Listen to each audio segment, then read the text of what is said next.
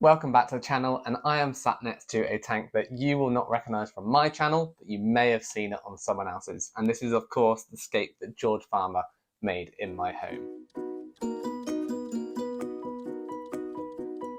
So today I'm going to be going through the final maintenance session on this tank, giving it a good water change, giving the glass a bit of a scrub before I go and collect some fish and whatever else I fancy for this tank, perhaps some shrimp on the weekend. So it's all very exciting. I'm going to bring you along for every step of the journey, and then we're going to finish with some hopefully nice cinematic shots of the fish in their home and a rundown of all the plants, the hardscape, the equipment, everything like that that I'm running on this tank, because you won't have seen it on my channel. And in case you haven't watched the other video, I'm just going to cover it for you as well. So got not much time. Let's get this tank ready for fish very soon.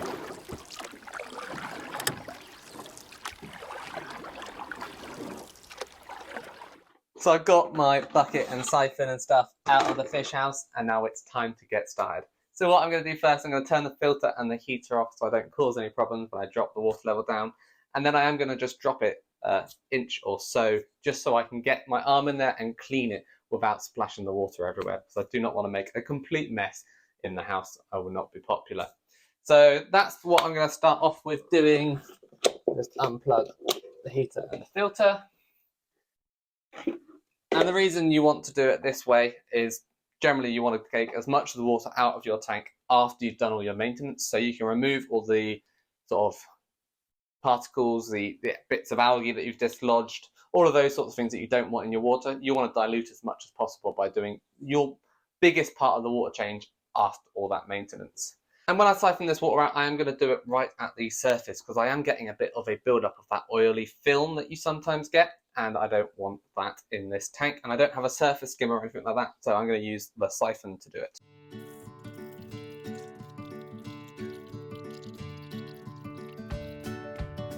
Now the water level is dropped down a little bit, I can give the tank a good scrub. And I'm going to use the NTLabs algae sponges because I find they're brilliant. I use them in all my tanks, so I'm going to use them in this tank as well.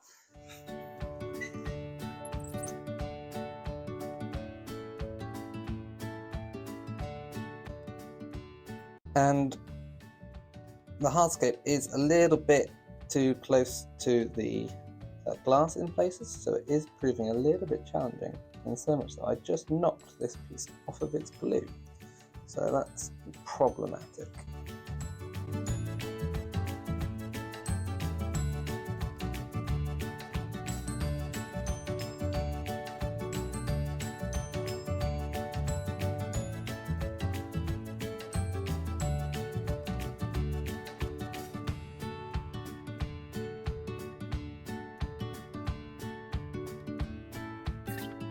So there is actually a couple bits of Rotala that have started floating over the past couple of days, so I'm just going to pop these back in the back.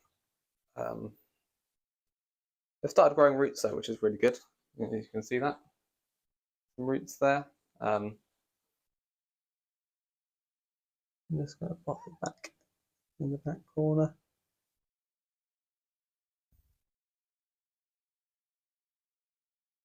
I feel like I saw another piece somewhere. Where's it gone?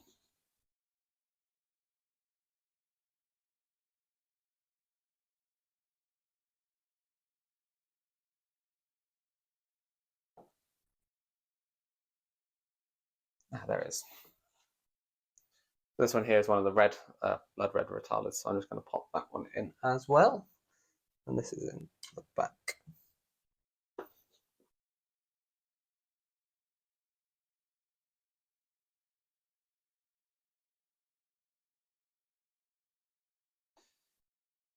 I don't think there's anything else hanging out at all. All good. Right, done with that. And now we can continue with taking some water out of this aquarium. I'm aiming for about 50%, I think, water change. So let's get started.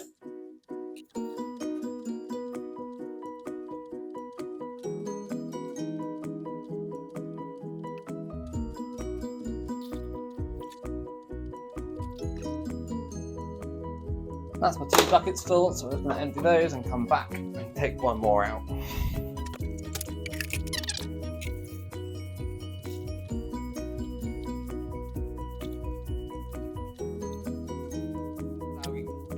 When I was algae scraping, rubbing, I don't know, what you don't scrape algae with a pad, do you? Algae cleaning, I suppose. When I was algae cleaning, I did knock this branch of wood here, which was from one of the supporting pieces, and it has come unstuck from the main structure and fell down slightly. So I'm going to have to try and glue it back into place with it being slightly wet, so I don't want to empty it fully. So this is going to be interesting. Should I move the camera over? Yeah, let's move the camera over. So I've got the same technique that everyone uses, cotton pad, super glue. And my hope is I'm going to try and get this piece of wood here, because this is all one piece going down to that front piece, stuck up here. That's the hope. Whether it works or not, we shall see.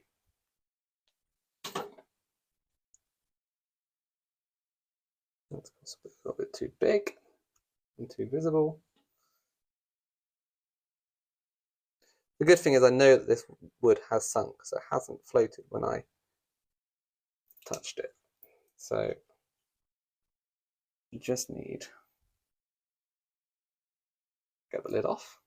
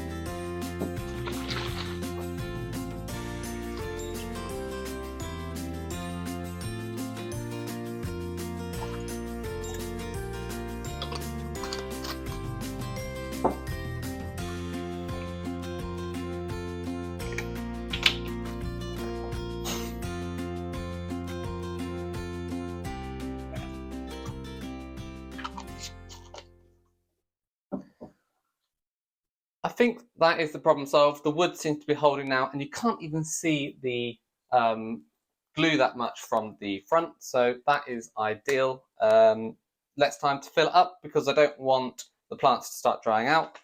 I do have a jug and my buckets of water right here, and I'm just going to take this very slowly and pour it onto my hand because, much to George's dismay, I did not have a colander for this job.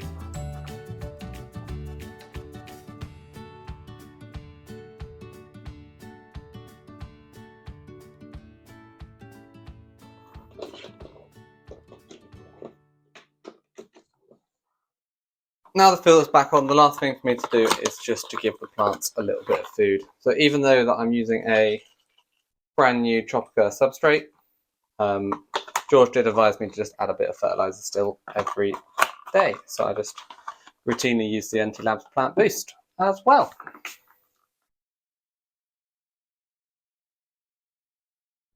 Just make sure that I don't get any salt creep, although I have very soft water, so any watermarks are generally quite small. It's always a good post-maintenance habit to get into because you never know when you want to film or take photos of your fish, and the worst thing is you see something exciting and there is salt creep right in the way and you can't take your photos before you clean the glass off. Now I am finished with the tank maintenance for this evening. it's time to go and pick up the fish in a couple of days, which is really exciting. Hopefully when I'm back and the fish are in, the Rotala would have grown even more at the back. It is starting to look really good. I'll overlay some footage for you to see how it's looking back there at the moment, because obviously you can't see from back there. It's hidden behind this massive piece of wood. But it is looking really good. It is starting to grow, and the red is going quite red. So yeah, hopefully it will carry on growing in the next few days, and then when I'm back with some fish, the tank will be looking even better than it looks already. So yeah, that's it for tonight, and I'll come back to you in a couple of days, and hopefully we'll have some fish to add to this tank together. So yeah, speak to you in a bit. I've just come back from the fish shop. I visited Fishkeeper Southwest down in Parr in Cornwall, and I picked up some fish for this tank here, like I said I was going to be. But before I start acclimatizing them, I need to get the tank ready for them, and that involves turning the lights off so I don't freak them out while I'm floating the bags and let them settle in, and to turn the CO2 off because the stores fish tanks don't have CO2 running, and they're going to be very different parameters than this tank. I've got high oxygenation from the outflow being above the waterline, so if I turn the CO2 off, by the time they've acclimatized in temperature for a bit, I can start transferring some water in, and they will probably be a lot of the CO2 should be off gassed by that time. Ideally, I would have turned it off a few hours ago, but because I was out all day, I didn't have a chance, and I completely forgot to turn the CO2 off this morning. So yeah, I'm just going to turn those off. Light off. Nope, there's the one. No. Off. There we go. Lights are off, and then CO2 I've turned off as well. So that's just going to take a little while while the CO2 pumps out.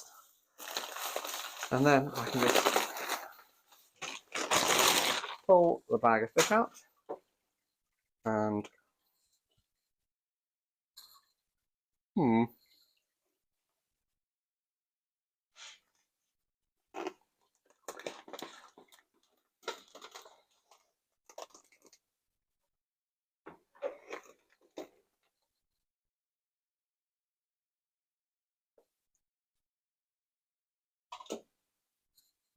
so with the wood being here, I've had to take the light off to actually use this back gap here in the hardscape to float the bag. Otherwise I was going to just dislodge the wood. Not ideal, but it's holding and it's worked. So yeah, leave them to it, tidy up, and I'll come back in 10 minutes. The fish shop that I visited is Fishkeeper Southwest down in Parr in Cornwall, and it was absolutely brilliant. I was blown away by some of the species they had. And in fact, I didn't just buy what is in my bag here. There was 2 species that I picked up.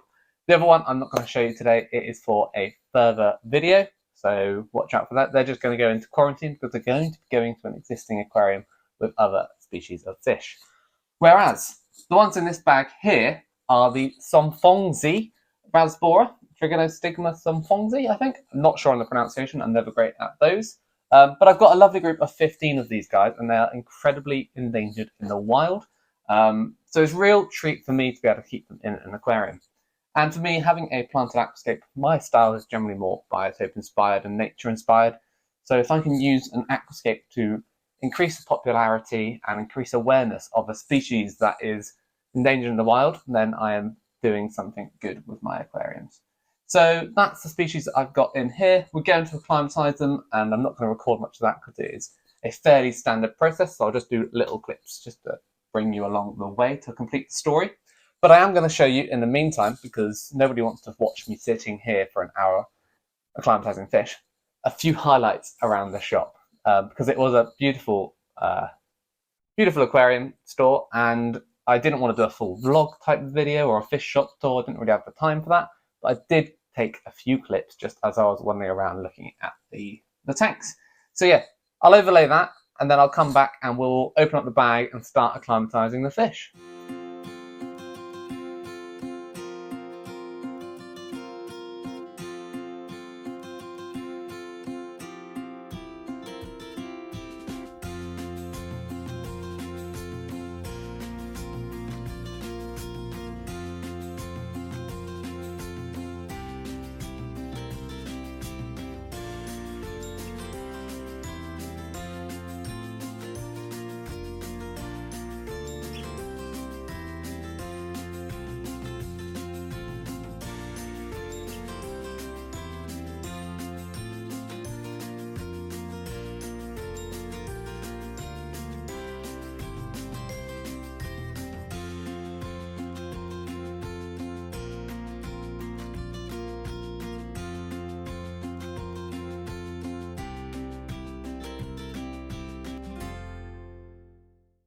So I sped this clip up by 2 times its original speed and redid the voiceover because I like to untie the bags properly and not cut them off, but it does take a little while for me to get into the knot in a bag, and as such it's really boring to look at and watch.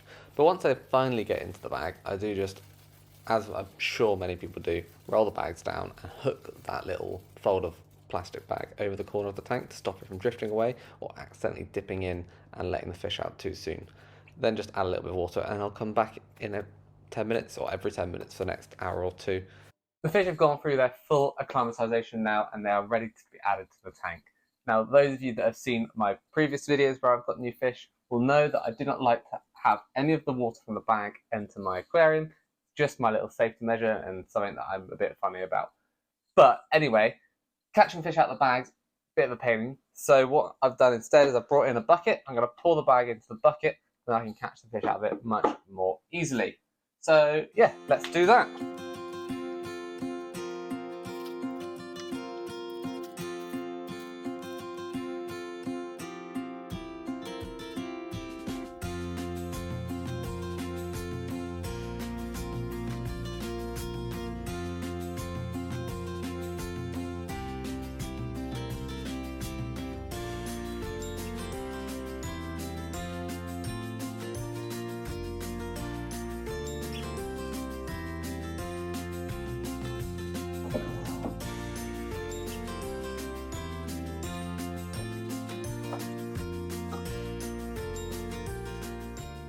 The tank is back together, the fish are all hiding. Now I'm going to give them a few hours before I put the lights on.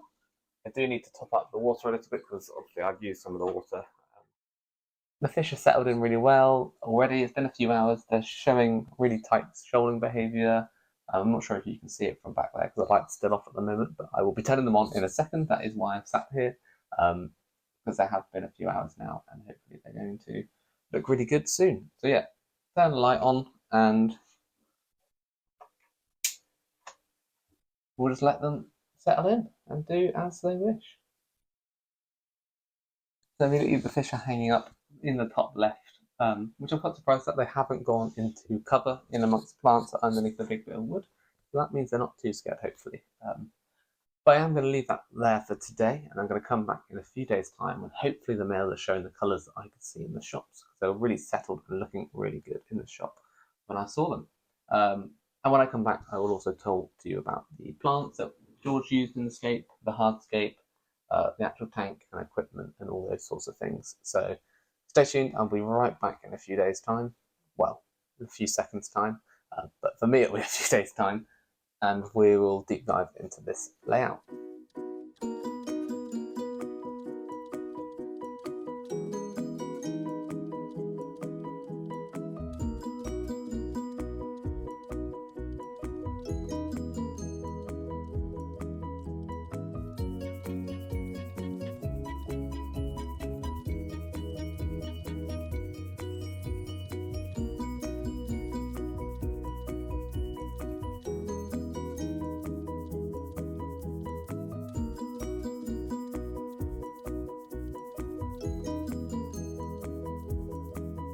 It's been about 4 days since I added the somphongsi rasbora to this scape, and I'm really liking how they are looking in here. They're using the full space of the tank, although not always when I'm sat right here. They do tend to stay at the back left when I'm sat here.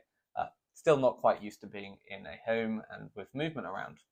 But they're looking really good, and now it's time to give you a full rundown of what this scape is. So starting with the actual aquarium, I'm running an Aqua Ultrascape 60 in white. These aquariums are OptiWhite glass, 60 centimeters or 2 feet long or wide, 30 centimeters front to back or 1 foot, and then 36 centimeters top to bottom, which is I think about 18 inches. I can't quite remember. Overall, it holds about 60 litres, and it's lit by Aqua light that comes with the unit. It's one full aquarium set. It's quite an affordable way to have an OptiWhite rimless aquarium in your home. The lighting is made up of three different 10 watt LED tubes. 2 of them are designed for plant and one's just a sunlight bulb, I think. Can't quite remember. But I'm actually only running typically one light tube, so I'm running at about a third of its overall power at the moment while the plants are settling in, but I have got the second tube on just for filming, so it's a bit brighter so you can see it a bit better. As you can see on the left here, I've got a CO2 diffuser. This is an old Tropica diffuser, I believe, and that's attached to a 3 kilo CO2 canister, which has got I think it's a Strideways regulator, solenoid, and bubble counter attached to it, and I will overlay some footage of those. That was all kindly donated by Dave at Aquarium Gardens, so thank you very much to him for supporting George's work and inadvertently supporting mine as well. And then in the other corner we have some stainless steel pipes, inlet and outlet, because I don't trust myself with glass. I will absolutely break them, and I also won't clean them enough and keep them looking good. So stainless steel gives it quite a sleek look without having to worry about build-up of algae so much. But they are attached to what is behind me in this cupboard here, which I'll open up in a second for some footage, an Awasa Filto Smart Thermo 100. It's one of the smaller filters that Awasa do that are still an external, but it does still have an integrated heater, which is ideal for aquascapes because you don't have the heater in the aquarium, and these fish are tropical, so they do want to have a heater built in. So that is the equipment I'm running. Hardscape wise, I've got a big bit of millennium wood in the middle with 2 smaller pieces attached to it to make it look like one whole piece of wood. And below that we have a whole load of dragonstone of varying sizes, broken up with a hammer to make some smaller pieces for detailing, which transition nicely into ADA Cimarron sand, I think it is. Can't quite remember. And in amongst those bits of wood, we go onto the planting. So we've got Crptocoryne parva across the front here, and that's just planted directly into the inert sand substrate. This is to hopefully stop it from growing too wild and too tall, because we do want to keep it nice and short and in and amongst these rocks. And then on the left here, behind the Crptocoryne parva, we go into some albida brown, and then into 3 various species of Cryptocoryne, which I can't remember all of their names. One of them is definitely nurii, but the other 2 currently can't remember. So what I'll do is I'll put the full list of plants in the description for you all, but you can also click the link at the end to George Farmer's build video, which he details exactly what plants are going where in this aquarium. So that's round to the left. If you come round to the right, we have more parva into some more albida brown, but behind the albida brown on this side, we then have the Cryptocoryne spiralis red, which is going to be a really nice, beautiful, quite a tall growing Cryptocoryne over here. So I'm really looking forward to seeing that one grow in. And then right at the back, we have 2 patches either side of the Rotala green, and then in the middle we have Rotala blood red. And so far I'm actually seeing the blood red is growing a bit quicker than the green, but I'd imagine they'll balance out over time.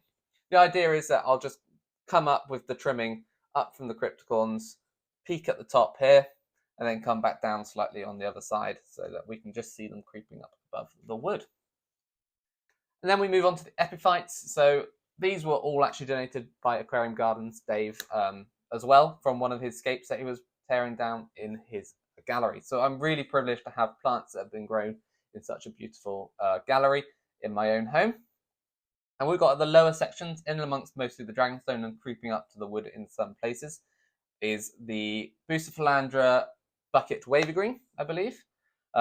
Above that, we then have some Trident ferns and Bucephalandra kedagang mixed in. So they're just sort of spaced sporadically throughout. We've tried to keep the planting of the Java fern, the Trident Java ferns, quite sparse, just to have little pops of green and not completely dominate the wood structure, because the wood is really dramatic and we didn't want to hide it too much. So yeah, that is everything that's in this tank, and I think it's looking really good. You can see the fish are really quite active. All that's left for me to say is an outro, I guess. So you may have noticed I had a new logo in the start of the video and also on my profile picture. Big thanks to Swamp Drab on Instagram. I'll tag his account in the description, who created that logo for me. It's really kind of him to do, and I really think it captures my channel with the both clear water and black water style, and sort of greens and browns and blues all combining to make something quite natural looking. So yeah, really happy with what he has done for me.